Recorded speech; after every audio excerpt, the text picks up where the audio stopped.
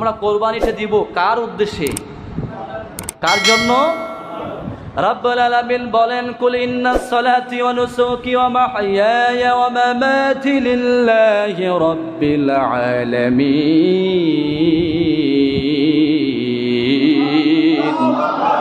রব্বুল আলামিন বলেন, ও নবী আপনি বলুন, কুল ইন্নাস সালাতি ওয়া নুসুকি ওয়া মাহইয়ায়া ওয়া মামাতি লিল্লাহি রাব্বিল আলামিন।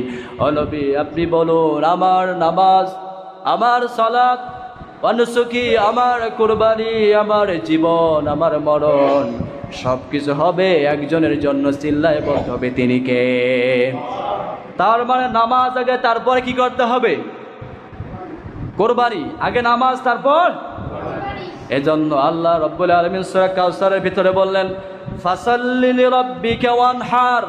ও নবী আপনি আপনার রবের সন্তুষ্টি চিত্তে সালাত আদায় করুন, তারপর নহর করুন, কোরবানি করুন। তার মানে নামাজ আছে যার, কোরবানি আছে।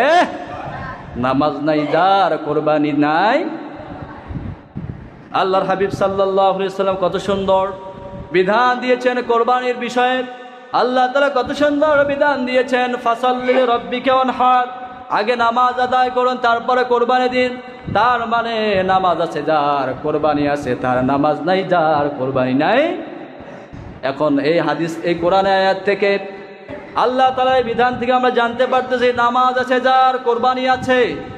সবাই বলেন না, নামাজ নাই যার।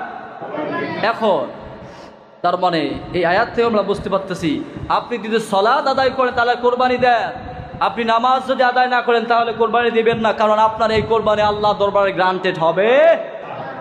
তার মানে নামাজ আছে যার, কোরবানি আছে তার। এখন কথা হলো, বেনামাজের সঙ্গে কোরবানি দিলে হবে কিনা সেটা জানার প্রয়োজন আছে না নাই?